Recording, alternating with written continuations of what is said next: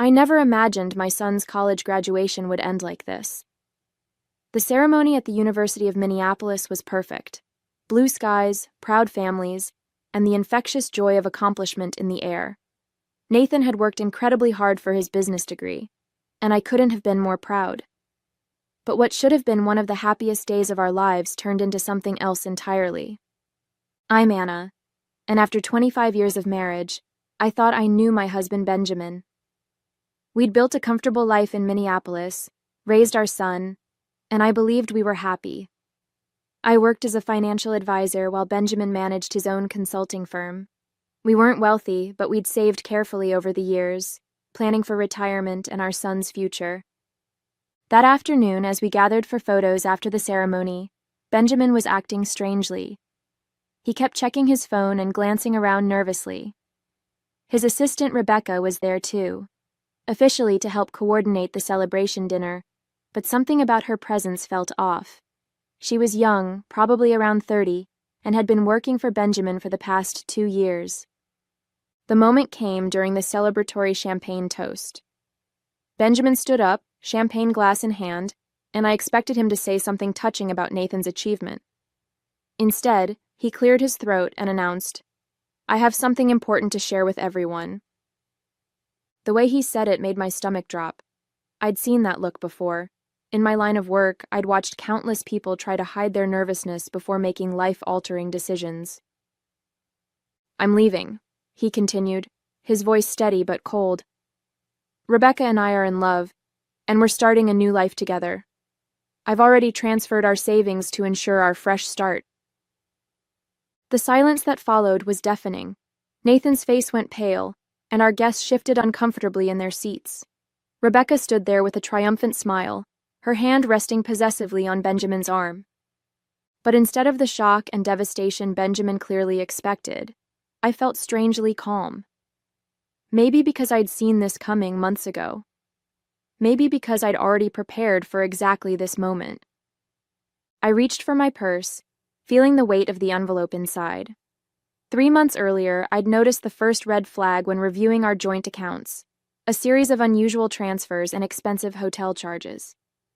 As a financial advisor, I'm trained to spot irregularities, and these weren't just random splurges. They followed a pattern.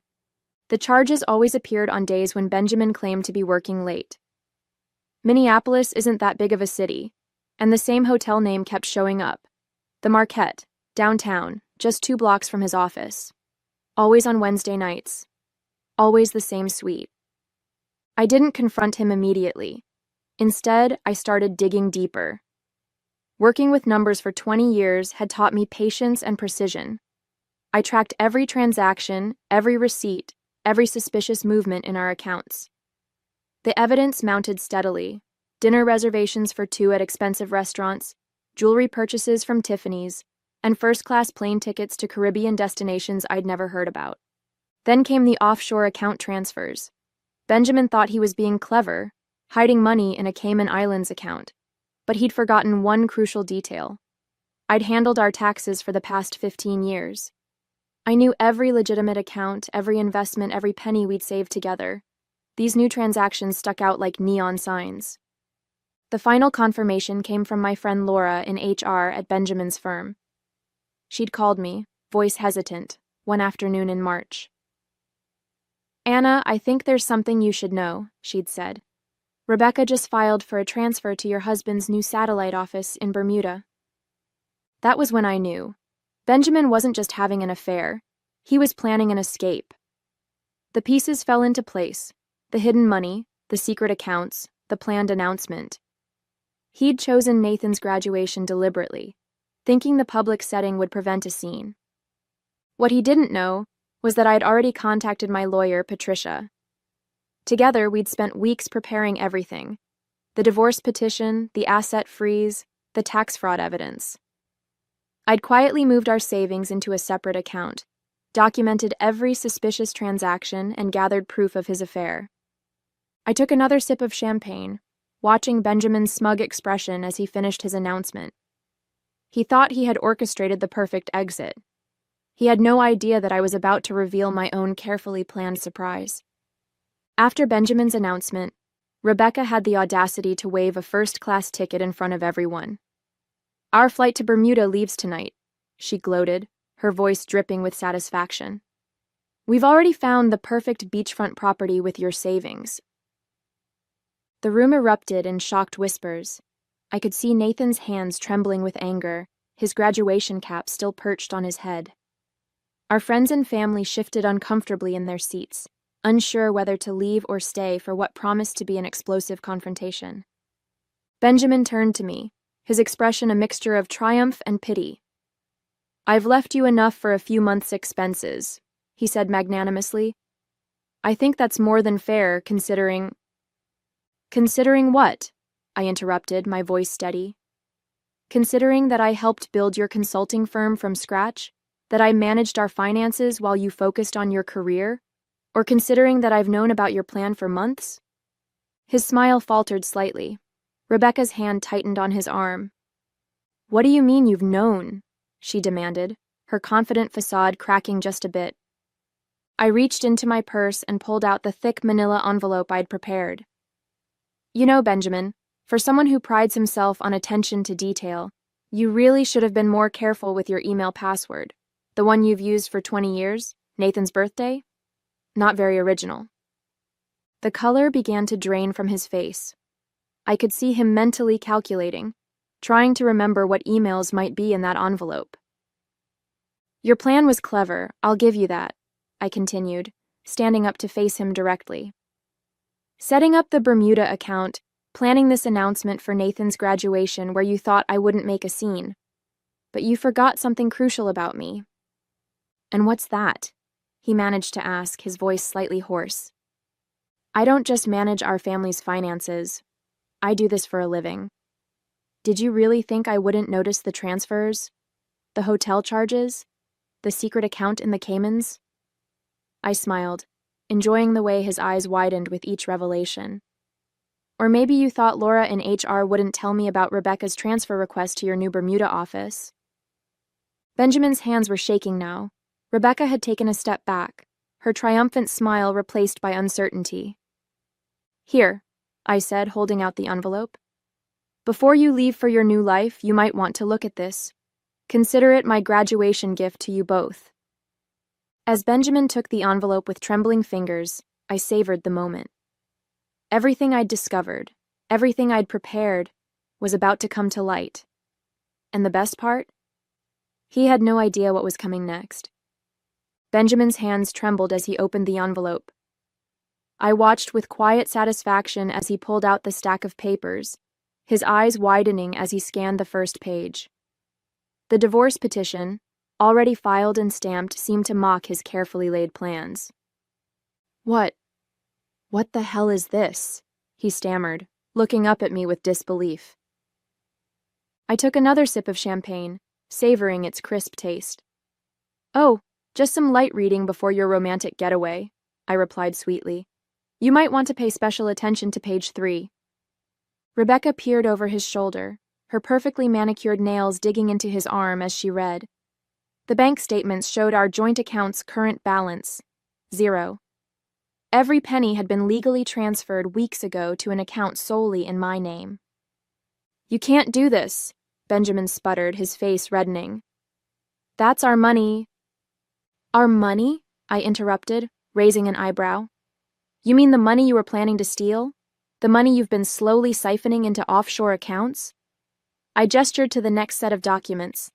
"Speaking of which, the IRS is very interested in your creative accounting methods." The color drained from his face as he flipped through the papers.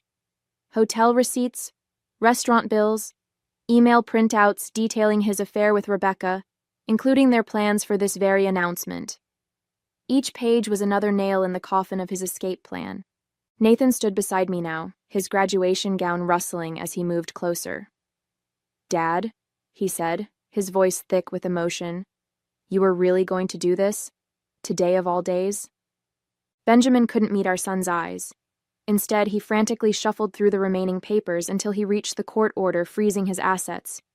His hands shook so badly he nearly dropped it. "Everything's frozen," I explained calmly.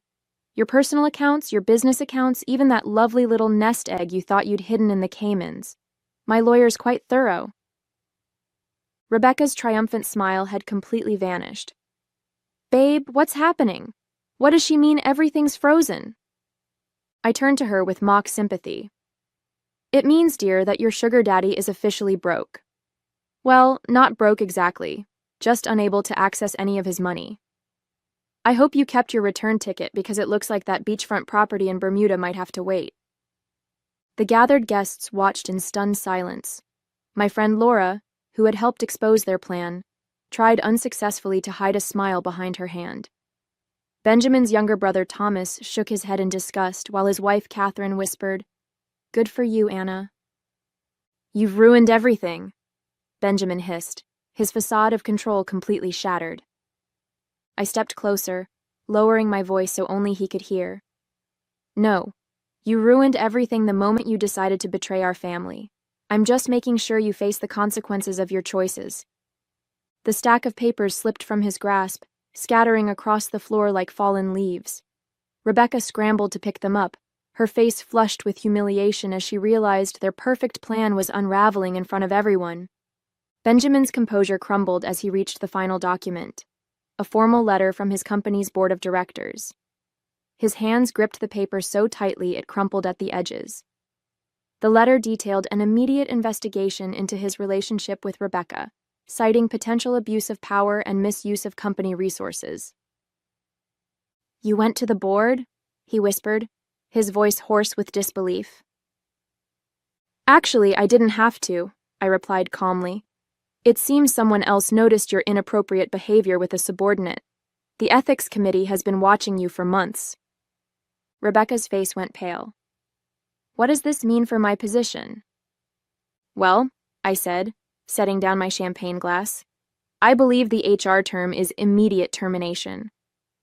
Though given the circumstances, finding another job in Minneapolis might be challenging." Benjamin suddenly straightened, attempting to regain control of the situation. "This is ridiculous. I built that company from nothing.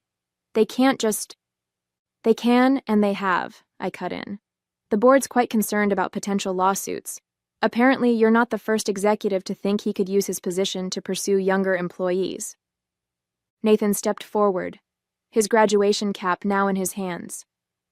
"I can't believe you did this, Dad. To Mom, to our family, to everything we've built." "Son, you don't understand," Benjamin pleaded, reaching for Nathan's arm. "Sometimes marriages just don't." Nathan jerked away from his touch. "Don't try to justify this. You were going to steal Mom's savings and run away with your assistant on my graduation day. I understand perfectly." Rebecca, now gathering her composure, attempted to salvage what she could. "Benjamin, they can't prove anything about us. We can fight this." I laughed, the sound sharp and clear in the tense atmosphere. "The email thread where you both planned this entire scheme, including today's announcement, the hotel receipts, the witness statements from your co-workers? I think they can prove quite a bit." Several of our guests had quietly slipped away, but many remained, watching the scene unfold with a mixture of shock and fascination. Benjamin's brother Thomas approached, placing a supportive hand on Nathan's shoulder. "How long?" Thomas asked, his voice heavy with disappointment. "How long have you been planning to abandon your family?" Benjamin's silence was damning. Rebecca answered instead, her voice shrill with defensive anger. "We've been in love for 18 months. We shouldn't have to hide it." 18 months? I mused, tapping my chin thoughtfully. "Interesting. That's exactly how long I've been documenting everything. Every transaction, every meeting, every little lie. I had a feeling it might come in handy someday." The weight of realization crashed over Benjamin's face. While he'd been meticulously planning his escape, I'd been 2 steps ahead, quietly building an ironclad case against him. His perfect plan, his dreams of a new life with his young assistant, his carefully hidden money, all of it was slipping through his fingers like sand. Benjamin made one last desperate attempt to salvage his crumbling world. "Anna," Be reasonable, he said, lowering his voice to the persuasive tone he'd used so often in business negotiations. We can work something out, split everything 50-50, keep this civil. 50-50? I echoed, genuine amusement in my voice. Of what exactly? The money you tried to hide? The company that's about to terminate you? Or perhaps you mean the house that's solely in my name? His head snapped up. What do you mean solely in your name? Remember last month when you were too busy to attend the mortgage refinancing meeting? You just signed the papers I brought home. I smiled, watching comprehension dawn on his face. You really should read documents before signing them, Benjamin. The house has been transferred to my name only. Rebecca grabbed Benjamin's arm, panic rising in her voice. What about the Bermuda property, our deposit? Frozen, along with every other transaction you've made in the last 6 months, I replied, though I suspect the property developer might be interested to know the funds were obtained fraudulently. Benjamin's face contorted with rage. You vindictive Dad! Nathan's sharp voice cut through the air. Don't you dare finish that sentence. The remaining guests watched in stunned silence as Benjamin's carefully crafted facade finally shattered completely. His shoulders slumped, and for the first time, he looked his age. I've worked with your lawyer, Patricia, I continued calmly. She's prepared a fairly generous settlement offer considering the circumstances. You can sign it now, or we can let the judge decide after reviewing all this evidence. Your choice. Rebecca stepped away from Benjamin, her young face etched with dawning horror. You promised me security, she whispered to him. You said we'd have everything we needed. Oh, honey, I said, almost feeling sorry for her. He promised me security too 25 years ago. Look how well that turned out. Thomas approached his brother, disgust evident on his face. The family lake house you've been maintaining for Mom and Dad, have you been using that for your little rendezvous too? Benjamin's silence was answer enough. I'll tell them myself, Thomas spat. They should know what their son has become. Nathan, still in his graduation robes, squared his shoulders. I think it's time for you both to leave, he said, his voice steady despite the emotion in his eyes. You've ruined enough of today already. I watched as Benjamin's world collapsed around him. His son's graduation, which he'd chosen as the stage for his grand exit, had instead become the scene of his ultimate humiliation. The whispers and stares of our guests, the disgust on his brother's face, the rejection in his son's eyes. It was all crashing down on him at once. The settlement papers will be at Patricia's office on Monday, I said, gathering my purse. Don't bother trying to access any accounts before then. And Benjamin? I paused, meeting his defeated gaze. I suggest flying coach to Bermuda. First class might be a bit out of your price range now. As Benjamin and Rebecca slunk away from the graduation celebration, I turned to our remaining guest with a bright smile. Well, now that the unexpected entertainment is over, shall we properly celebrate Nathan's achievement? Laura rushed forward to hug me. Anna, that was absolutely brilliant, she whispered. I've never seen Benjamin speechless before. Nathan wrapped an arm around my shoulders. Mom, I can't believe you've been planning this for months without letting on. How did you stay so calm? Years of handling other people's finances taught me patience, I replied, squeezing his hand. And watching your father's schemes fall apart was worth every second of waiting. Thomas raised his glass. To Anna, who just gave us the most satisfying show of justice I've ever witnessed. And to Nathan, whose graduation will certainly be remembered for years to come. The remaining guests laughed and clinked their glasses. The tension in the room dissolved into a celebratory atmosphere as everyone gathered around to congratulate Nathan properly. Catherine, Thomas's wife, pulled me aside. That letter from the board? You timed everything perfectly, didn't you? I smiled. The ethics committee had been building their case for months. I just made sure their announcement coincided with his planned escape. Timing is everything in finance. And revenge. As we moved the celebration to the restaurant I'd reserved, notably not the one Benjamin had planned to use, I felt lighter than I had in years. The weight of Benjamin's betrayal and deception had been replaced by a sense of triumph and freedom. Nathan leaned over and whispered, "Best graduation gift ever, Mom." 2 weeks later, I sat across from Patricia in her downtown Minneapolis office, reviewing the final divorce settlement. Benjamin had signed everything without protest, the fight completely drained from him after our graduation day confrontation. The company's ethics investigation had revealed even more than I'd uncovered. 3 other young assistants had come forward with stories of Benjamin's inappropriate behavior. The board had terminated him immediately, his reputation in the business community thoroughly destroyed.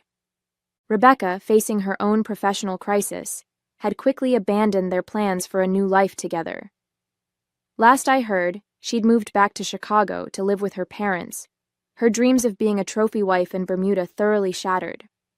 The house is secure, the assets are protected, and the tax fraud evidence has been handed over to the proper authorities, Patricia said, organizing the final papers. I'd say this is one of the cleanest divorces I've handled despite the circumstances. Nathan, who'd accepted a job offer in Minneapolis, took me to dinner that evening. "You know, Mom, I've been thinking about what you did, how you handled everything so strategically. Would you consider doing some financial consulting for my new company?" I smiled, touched by his faith in me. "I might be interested, though I hope you've learned to read the fine print on any documents before signing them." He laughed. "Trust me, that's one lesson our whole family won't forget." As we enjoyed our dinner, I felt at peace. Sometimes the best revenge isn't just about getting even, it's about emerging stronger, wiser, and ready for whatever comes next.